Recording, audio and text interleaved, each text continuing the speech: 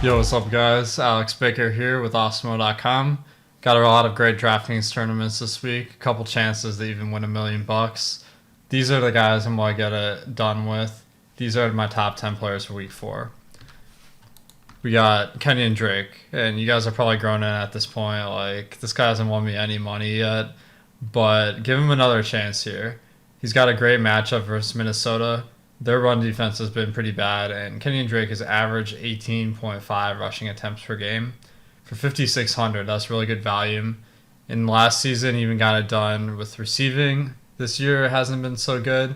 I'm hoping he can pick it up. I think he's a buy low candidate for week 4. Number 9, Amari Cooper. Another guy that was a little bit disappointing last week, mainly because Michael Gallup was the big breadwinner on Dallas's receiving core. But Cooper's volume has been elite so far. He's been targeted 23% of the time he's run a route, and he's ran routes on 91% of plays. So the volume has been there. He's produced.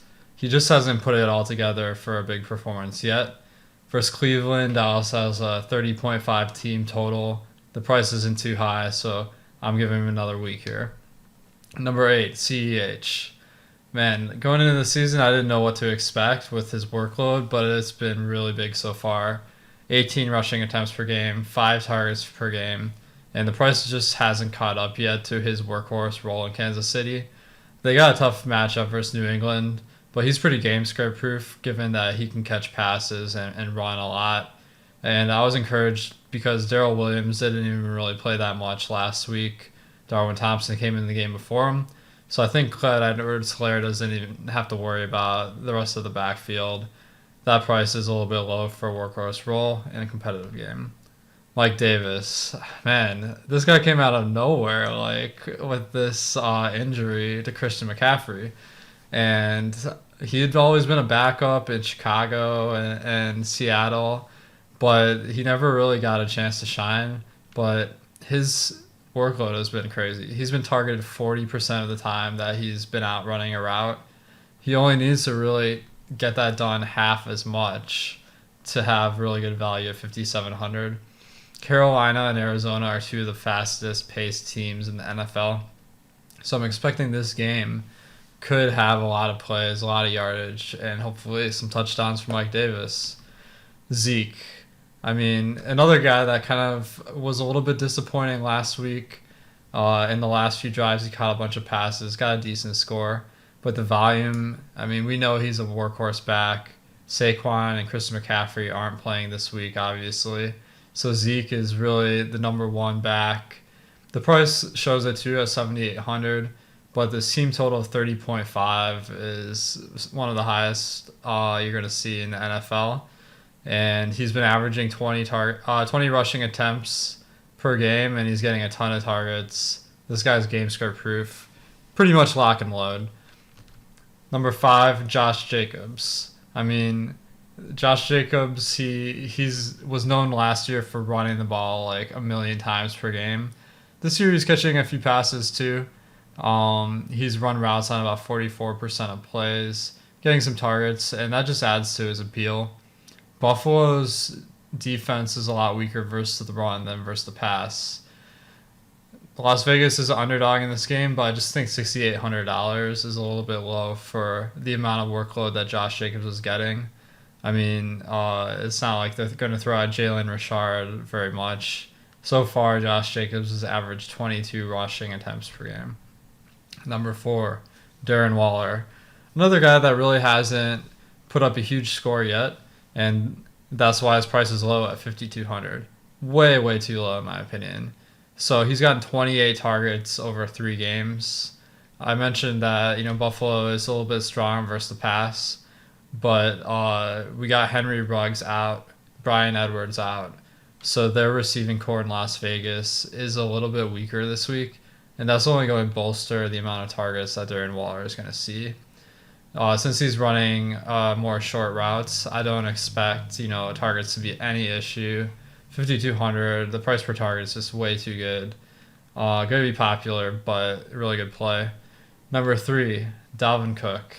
He's been lighting it up so far, and I don't expect that to stop versus Houston. their defense is quite weak versus the pass and versus the run. That's why we see Minnesota have a 25.25 team total. His price is high, but you have to understand Minnesota is a run-first team, so that really gives Dalvin Cook a lot of chances to succeed, and I think this matchup's just too good to pass up. DJ Moore, number 2. This guy is the king of air yards. I mean, he hasn't put up a big score yet, and that's a common thread because that's what's going to drive down the prices of guys.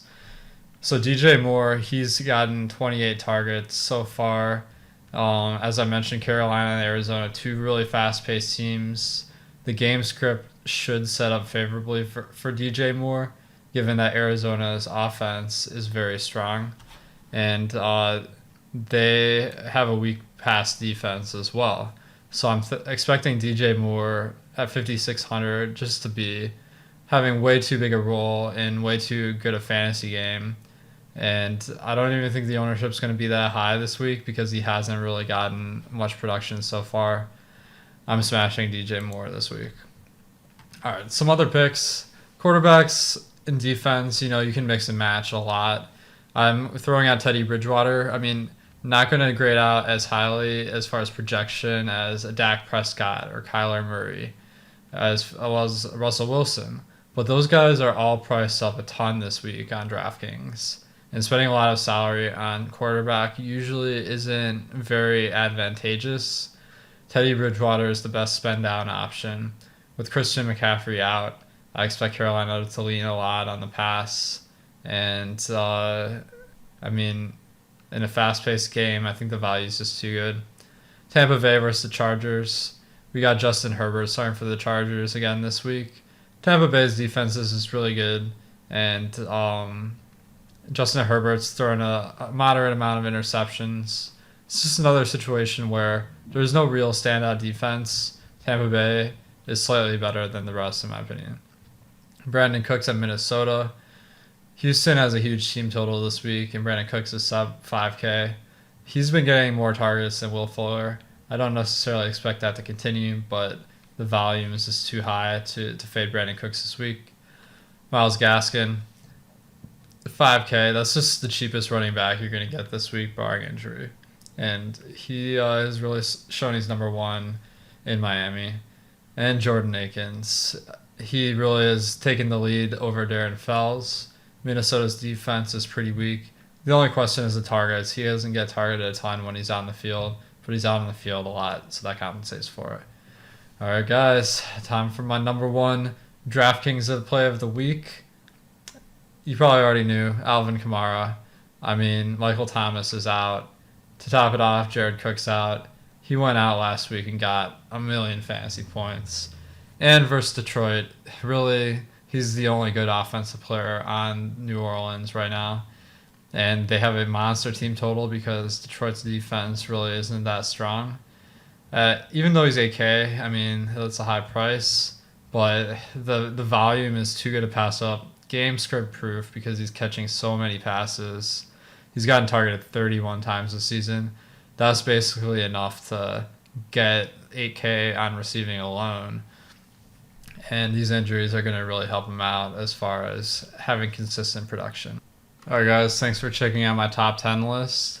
My ratings for every player are available on Awesemo.com on the big board.